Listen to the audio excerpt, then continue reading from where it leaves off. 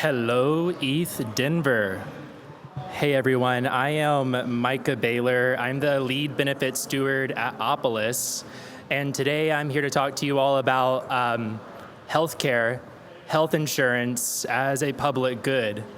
Yeah, we got a lot to unpack. You see, it was December the 4th, 2024, at 6:30 in the morning, that CEO Brian Thompson was shot in the streets of New York. Now, if Brian Thompson was anyone other than the CEO of America's largest health insurer, we probably wouldn't know about him. But the fact of the matter is that people are so frustrated with America's healthcare system that they shot the CEO of United Healthcare in the back on a normal morning in December. Written on the bullet casings: delay, deny, depose. The words that every health insurer uses to drag out claims, to deny claims, and to put more money into their coffers. You know, it's never a good thing when there's murder in the streets. But the fact of the matter is that 550,000 American families went bankrupt in just 2024. We're up to our eyeballs. We're frustrated with this. 550,000 Americans went bankrupt. United Healthcare covers 50 million of them. That's a ratio that's just not okay. I mean, if the customer satisfaction rate was that good at Wendy's, no one would be going to Wendy's. The problem is a lot. At the end of the day, it's just a broken system. You can't hate the player, you have to hate the game. And the game in healthcare is make profit, return profit to Wall Street. Health insurers are allowed to make 15% profit, and the incentive is to grow the overall cost of doing things as much as possible because, hey, they can only make 15%. So they got to make 15% on more cost. So they add steps and extra processes, redundancies, administration, deny appeal, prior authorization. You all understand. Over the course of the last years, health insurance profits have skyrocketed. And when they dipped a little in 2024, health insurance companies come out and they tell us, oh, we're not making as much money as we used to, things could get bad. When in reality, they reported less profit, but had more stock buybacks than they've ever had on recorded history. American satisfaction in healthcare continues to dwindle. Something's broken, something's got to give. And I believe the thing that must give isn't the players. The players are often well-intended people. However, it's just that they're working in a broken system that only rewards increased Wall Street dividend. Send more money to Wall Street. The only thing you can do is open cooperatives. Cooperatives are not big government. They're not big government takeover of healthcare. They're not big insurance.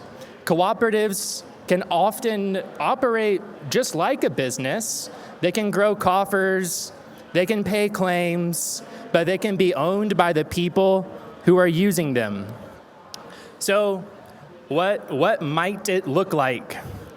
It might look something like this. The first thing you need to know is what's currently happening. Hey, when you send $100 to the health insurance company, it goes in a few different buckets. Usually, only about 50% is actually going to paying for your doctor and your pharmacy stuff. That's all. And then what they do is they sell you pharmaceuticals that they've marked up God knows how much. They buy in bulk and then sell you the individual price. They're incentivized to have as much administration as possible because, again, they can only make 15%. And then at the very top of this awful stack is just endless profit taking at the top, with more and more reinsurers and just little fractions adding cost to your bottom line and honestly taking away your ability to get the care you need. If you just made it community owned, I mean, hypothetically, right? If you just put it on chain, then, when you're in the dark, you see ghosts. And when you put it on chain, you bring light to the system. You start to see where the dollars are going, and you're more okay with it. The thing is, though, is that if it's community owned, there's not just a incentive to make profit for Wall Street quarterly reports. There's also an incentive to take care of the people who own it. So you can lower administration, you can take out all this overhead, all this process that's been added to the system just to grow the cost of it. This is honestly conservative.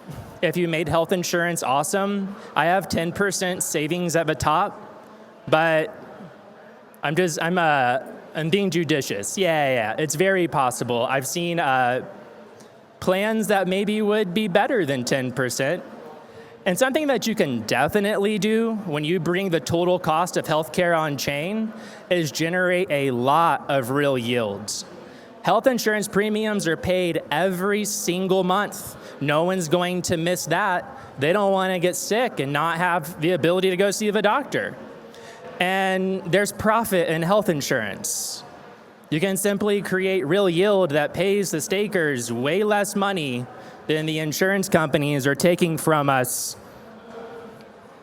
You really only need 3 pieces to have an insurance company.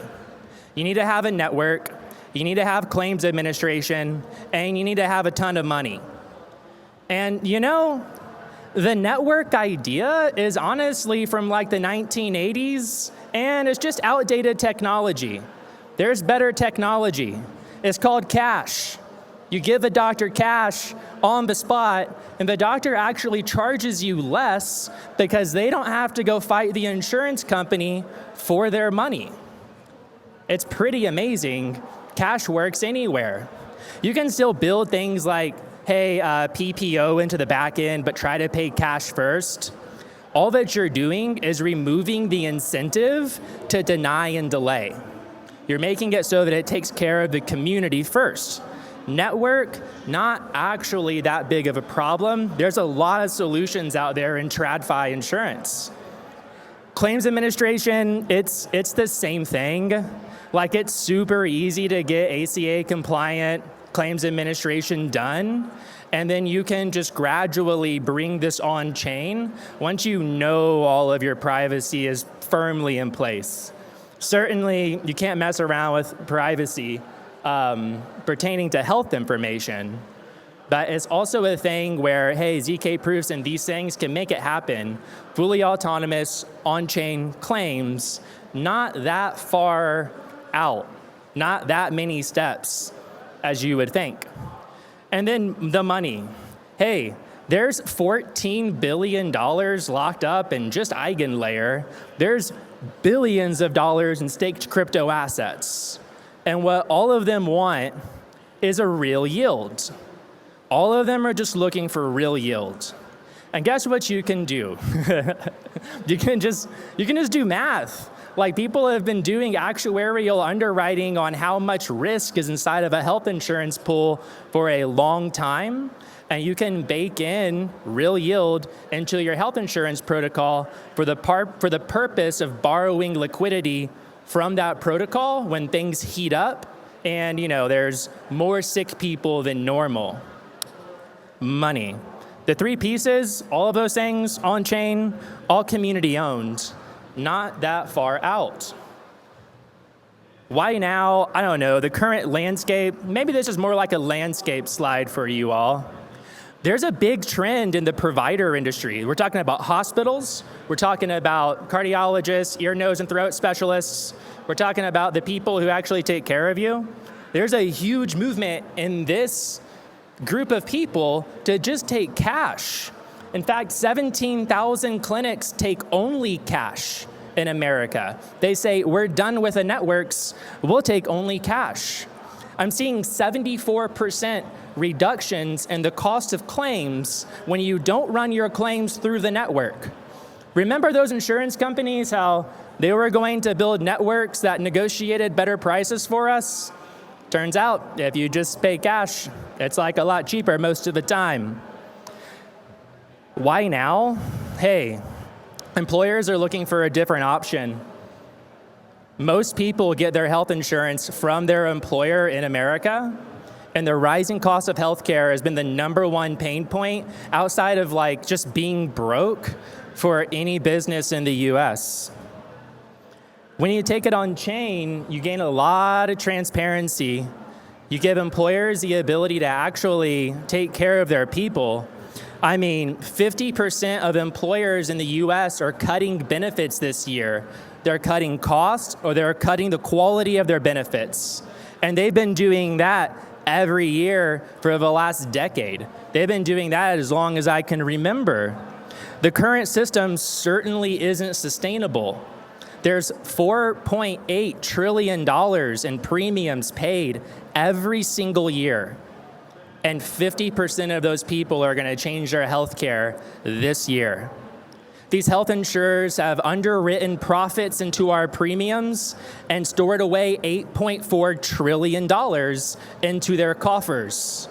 Imagine if only healthcare was community-owned for a decade.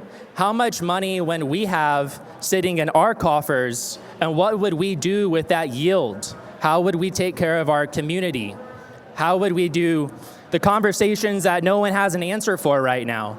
Mental health, fertility treatment, IVF, all of these things could just become more and more accessible if we give the power to the people and remove bureaucracy to replace it with technology.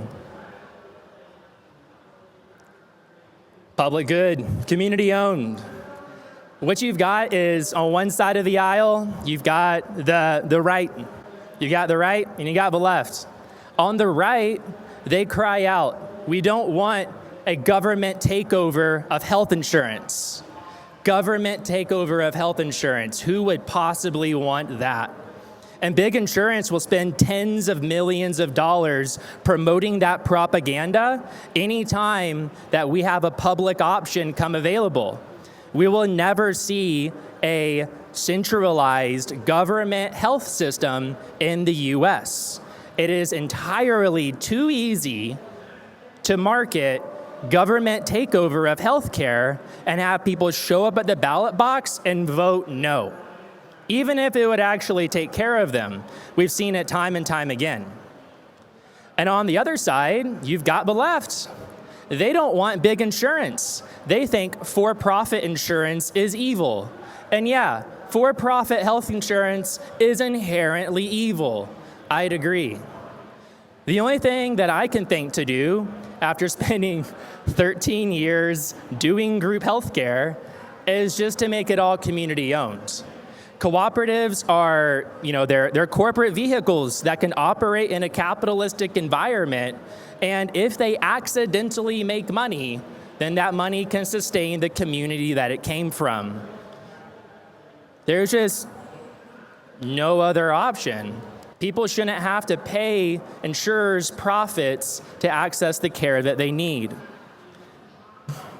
I think I said 50% earlier. Turns out it's 53% of employers plan to make a change. 80% of consumers think health insurance companies prioritize profits over patients, and they are right. Health insurers deny claims at an all-high rate. United Healthcare set up an AI that denied 90% of the claims that came its way. 90% of the claims that came its way. Why is that? Because, hey, the longer they hold on to your money, the longer they're getting profits off of your money sitting in their vaults and sitting in their coffers. They have no incentive but to deny, delay, and depose your claim, and America's sick of it. The only people that are happy with healthcare are people who are not using it. That's pretty much what I got, guys. It's incredibly easy. Incredibly hard. I mean, honestly, like taking on big insurance is going to be like fighting an ugly gorilla. They're going to pump out propaganda as they always have done, and they're going to fight at all costs to protect their profits because it's super sustainable money. Once you get a big enough group of people together, you just do math and you know how much money you're going to make in a given year. It's pretty much that straightforward. No, when I say it's going to be incredibly easy, what I'm talking about is mostly this insurance beast is not as complicated as you might think. All of the complexities that you maybe you don't understand, it's propaganda. They've created this confusing, complex system so that when you think of it, you immediately want to stop thinking of it. That's how it works. And at the end of the day, it's really just black and white. Is a person sick or hurt? Pay the claim. Networks? Why? All doctors take money. Pharmacy? If you buy in bulk, you should be getting the bulk discount. These people shouldn't be buying a million Wellbutrin doses for 10 cents and turning around to sell them to you for $4. And this happens all the time, every day. No, these things don't have to be. ACA compliance, black and white. ERISA compliance, black and white. Insurance compliance, black and white. The only thing that we need is a whole lot of people to just jump in the thing at the same time. And then, we'll just be better together. I think that's my point. If anyone has questions, thoughts, concerns, I would take a question. Otherwise, I'll wish you all a beautiful day and hope that you don't have to go run into your co-pays and deductibles anytime soon. I'm Micah Baylor, lead benefit steward at Opolis, and thanks for coming around to chat with us today.